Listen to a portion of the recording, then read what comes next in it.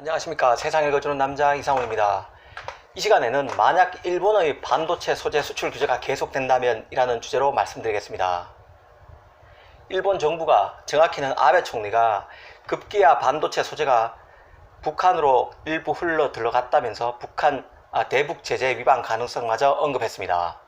물론 우리 정부가 완강히 부인하고 있고 불화수소의 군사적 전용 가능성도 과학적으로 성립되지 않는다는 전문가 지적이 나왔습니다. 일본 정부의 의혹 제기는 정치적 공세일 가능성이 크다는 의미입니다. 그럼에도 불구하고 이를 유심히 봐야 되는 이유는 일본 정부가 이번 규제를 쉽사리 포기하지 않겠다는 의지를 보인 것으로 보이기 때문입니다. 지금 돌아가는 양상을 보면 심상치가 않습니다. 당초에는 일본이 반도체 소재 수출을 전면적으로 제한할 수 없을 것이라는 관측이 많았는데요. 지금 돌아가는 양상을 보면요, 이전의 관측이 맞을 가능성보다는 틀릴 가능성이 지금 더 커지는 양상입니다. 아베의 이번 발언은요, 핵심 수출 품목 규제가 경제 보복은 물론 정치 보복이 아니라 안전 보장상의 수출 관리 차원이라는 안보 논리를 끌어다 댄 것입니다. 한국은 가상 적국이자 한미일 군사 공조 체계도 깨졌음을 대놓고 말했다고 볼 수 있을 것 같습니다. 이번 규제가 21일 참의원 선거 이후에도 계속될 가능성이 있음을 시사한 것으로 볼 수도 있을 것 같습니다. 어찌됐든 가정법이긴 하지만요, 만일 일본의 반도체 규제가 계속된다면 이런 주제로 상상의 시나리오를 써보기로 해보겠습니다. 이런 상상을 해보면요, 우리나라 반도체 산업의 현실, 그리고 반도체 산업의 경쟁 구도에 대해서 예민한 통찰력을, 아주 날카로운 통찰력을 얻는 데 도움이 될 수 있을 것 같습니다. 일단 반도체 소재 관련 규제 대상 품목은 두 개입니다. 사진 강강액으로 불리는 포토레지스트와 불화수소인 에칭가스입니다.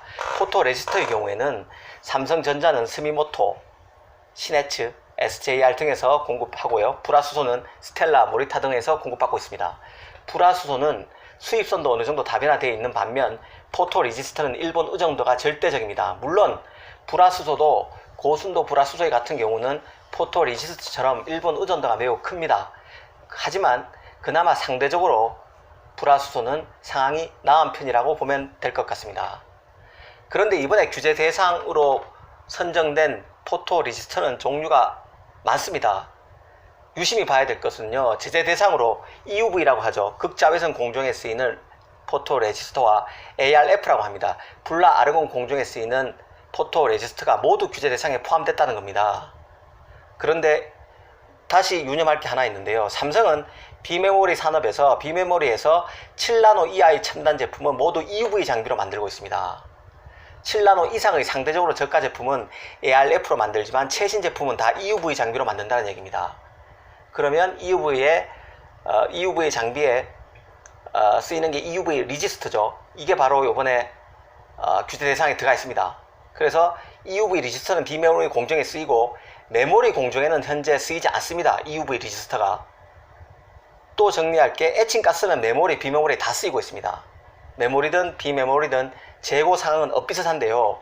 소재 관련 재고는, 그러니까 포토 리지스터나 아니면 불화수소 소재 관련 재고는 2달이나 3달 정도 있고, 메모리와 같은 완제품 재고도 1달 정도 있다고 합니다. 그래서 만약에 수입 규제가 장기간 이어질 경우에는 최대 4달 정도는 기업이 버틸 수 있다고 하네요.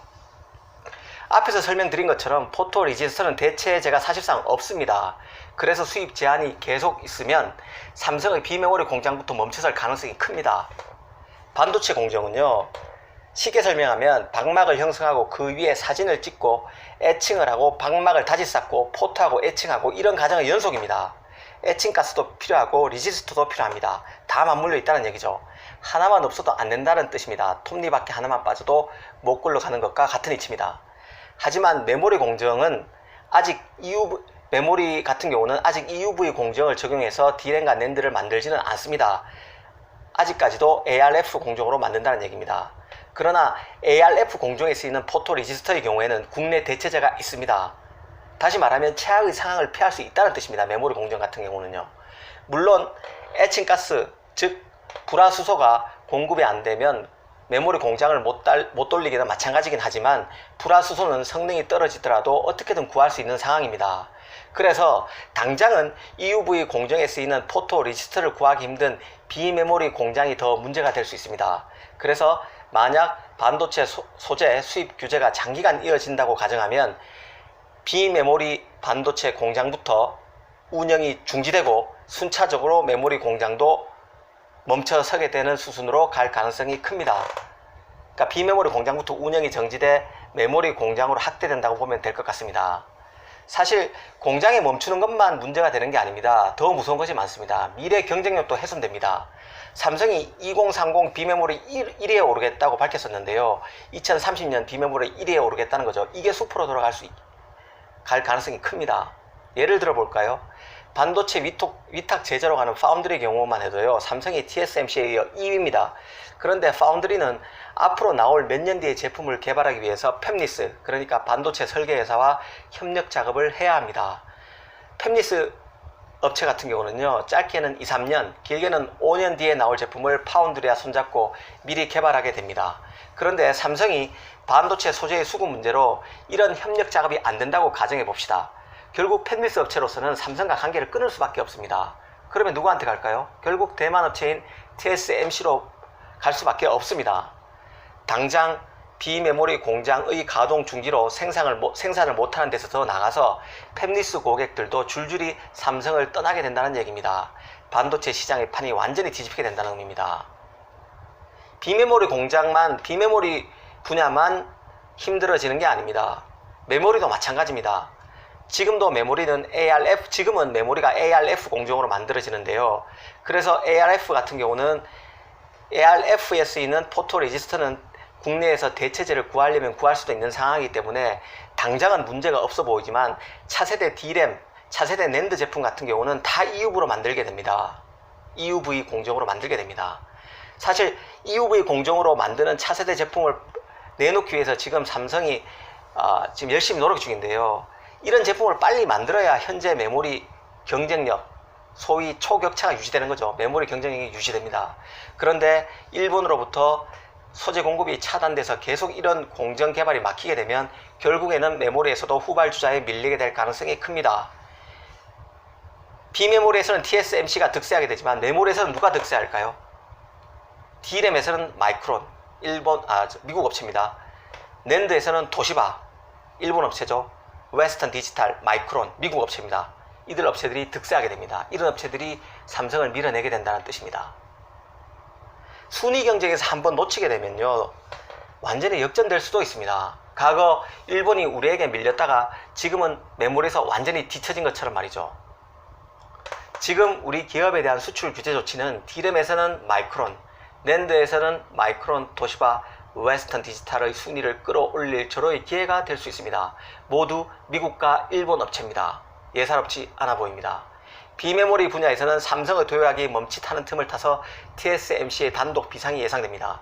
그만큼 지금의 소재 수출 규제는 반도체 산업에서 엄청난 변화를 유인할 수 있는 메가톤급 변수입니다. 월스트리트 저널 같은 경우는 며칠 전에 일본의 규제가 결국 중국 반도체 기업에만 좋은 일이 될 것이라고 보도했지만 이거는 판을 잘못 읽는 하수들이 할 소리라고 저는 봅니다. 결국은 미국 업체, 일본 업체가 득을 보게 됩니다. 하나 더 꼬물하면 대만 업체 TSMC도 들어가겠죠. 중국은 반도체 장비 금수 조치로 원천적으로 메모리에서는 쉽지 않습니다. 미국과 일본 업체가 득세한다. 어떻게 보십니까? 지금 트럼프가 중립을 지킨다는 이유로 한일 갈등에서 아무 간섭도 조정도 하고 있지 않는 상황인데요. 지금 일본의 규제로 미국 반도체 기업과 일본 반도체 기업의 기업이 다시 살아날 가능성이 보인다는 가정을 하고 보면 이번 미국의 중립적인 조치, 한일 갈등에 개입하지 않는 미국의 입장이 예사로워 보이지 않습니다. 물론 일본 정부도 메모리가 만들어지지 않으면 소니, 파나소닉 등 일본 기업뿐만 아니라 애플, HP 등 미국 기업에도 피해가 가는 만큼 장기간 규제를 하기 어려운 측면도 있습니다. 하지만 이런 기업에는 또 마이크론이 어떻게든 공급을 하면 되겠죠. 메모리가 또 가인 공급 상황이고요. 그래서 지금 일본이 내놓는 신호들이 예사롭지 않다는 겁니다. 단단히 벼르는 모양새입니다. 대북 제재 위반 가능성마저 거론해서 미국 정부의 개입도 차단하겠다는 의도마저 감지됩니다. 정말 반도체 산업의 지형이 바뀌지 않을까 걱정까지 되는 상황인데요. 문재인 정부의 아둔한 외교가 잘 나가는 우리 반도체 산업의 발목에 단단히 족쇄를 채우고 있다는 생각이 듭니다. 마지막으로 정리하겠습니다. 일본의 반도체 소재 수출이 계속 규제가 된다면 EV용 포토 레지스터 부족으로 비메모리 공장부터 멈춰설 가능성이 큽니다. 이후 불화수소가 부족해져 메모리 공장도 운영이 중지될 가능성이 큽니다. 미래 경쟁력 해산도 불가피합니다.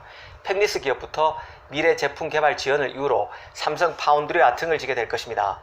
메모리 기업의 월등한 경쟁력도 EUV로 만드는 제품 개발 지원으로 후발주자에게 따라잡히게 될 가능성이 큽니다. 빨리 정치적 결단을 통해 사태 해결에 나서길 바랍니다. 이럴 때는 자존심도 접어야 우리한테 이득입니다. 그게 진정한 용기고 구국의 결단이라고 생각합니다. 문재인 정부 과연 할 수 있을까요? 지켜보겠습니다. 감사합니다.